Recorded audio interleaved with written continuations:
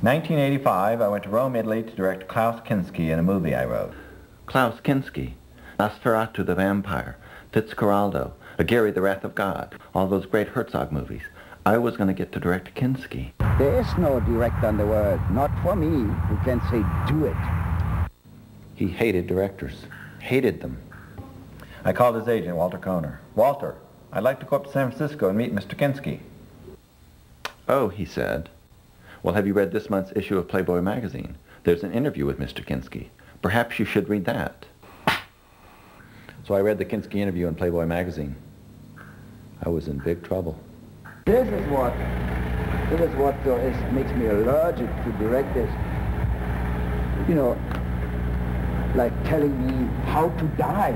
As I did, were you already dead? Okay, then get that first and come back and tell me if you know? It's a shit. I had no idea how much trouble I was in. Allora io mi sono messo qua. After the first 3 days of shooting, Mr. Kinski had started 6 fistfights with my crew. I'm here, not here. That's easy. But I'm here. If I'm here, they have my shoulder in, that's for sure. After the first 3 days of shooting, we were 2 days behind schedule. After the first 3 days of shooting, the Italian producer and I decided we had to replace Mr. Kinski. It wasn't working out. It was all okay before. I don't know what the point is. They just said she didn't turn around. And then they messed the whole thing up, you know? It was okay. We called the American producer and broke the news. Mr. Kinski has to go. Bummer, he said. An hour later, the American producer called back. The distribution company, which was paying for our film, insisted we keep Mr. Kinski. His name had marquee value. So I resigned myself to a runaway production with Mr. Kinski. On the 4th day of shooting, I showed up on the set. The Italian producer had a pleasant smile on his face. He explained he had a solution to our problem with Mr. Kinski. He was going to kill him for the insurance money. And he wasn't kidding. I raced to the nearest phone. I called the American producer. He's going to kill Kinski for the insurance money. And he's serious. Bummer, he said. Bummer? Mr. Kinski was an awful man, but he didn't deserve to die for it. Fortunately, cooler heads prevailed. We were not going to kill Mr. Kinski for the insurance money. We were going to bite the bullet. In a funny sort of way, I felt I had saved Mr. Kinski's life, and he owed me. Right? Right. On the 5th day, Walter Kohner found out I had recommended firing Mr. Kinski and so informed his client. On the 5th day, Mr. Kinski declared war on me. No, I know when I was wrong, all right. I know it was right. He began with a full frontal assault. We were halfway through the day. The AD called for sound, speed, camera, rolling, and he turned to me and I said, "And action." And there was this scream. I look over and see Mr. Kinski with his head between his hands, screaming, "Action, action, action. I've made over 200 movies and directors are always saying action." And I looked at Kinski and he pointed this finger at me. There's Moses on the mount. There's Moses in that picture. There's Moses' finger. He pointed it at me and he said, "Don't say action." Action. All right, Klaus, what would you like me to say? I don't care. Just don't say action. How about if I just say, Klaus? So it went like this.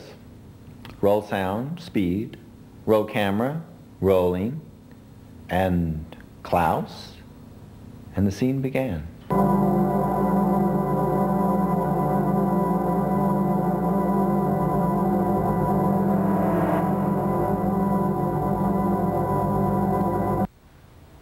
So this silly routine lasts for about a day and a half. And then out of the blue, after I started the scene with the word Klaus, there's this scream.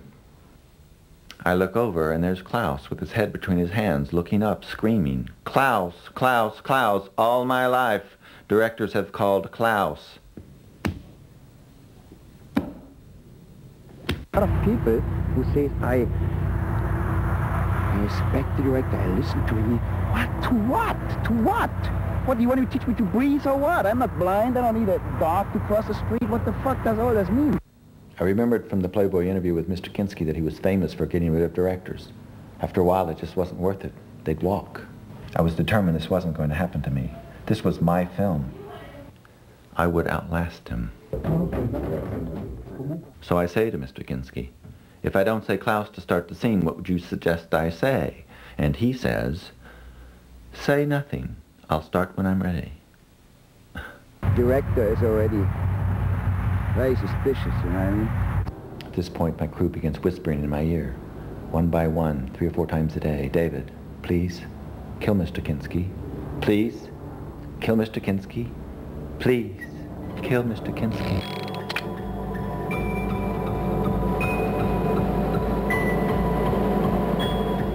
We were headed for the home stretch, and it looked like I was going to survive Mr. Kinski.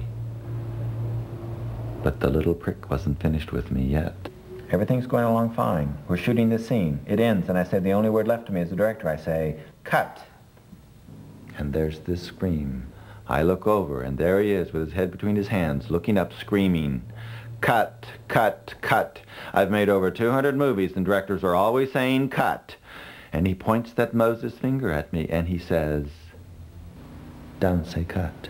I always said I don't need to be fucked on my ass by Pasolini or Visconti to appear on the screen, because I can't appear on the screen without being fucked on my ass. And if I want to be fucked on my ass, then it's me who decides. But I don't have to be fucked by a director on my ass to appear on the screen. You know what I mean? Okay, Klaus, what would you like me to say? And Klaus says, say nothing. I'll stop when I'm finished.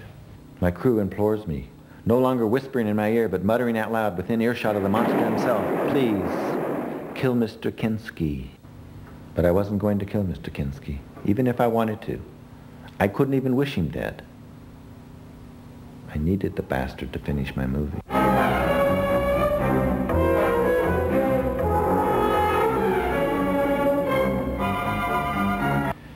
A few years later, I get this phone call.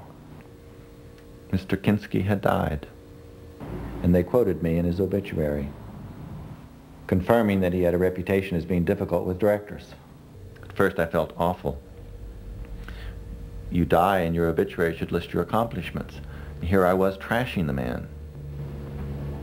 And then I remembered what a mean bastard he'd been to me. This was just karma, biting him in the ass. This was my revenge.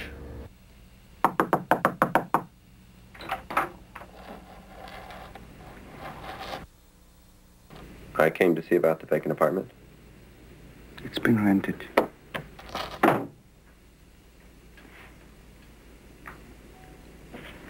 Creep. But you know what I really wish? I wish his obituary had quoted me saying what a compelling actor he was, how great he was to watch. He really was great to watch. Klaus Kinski. I am the only free man on this train. The rest of you are cattle.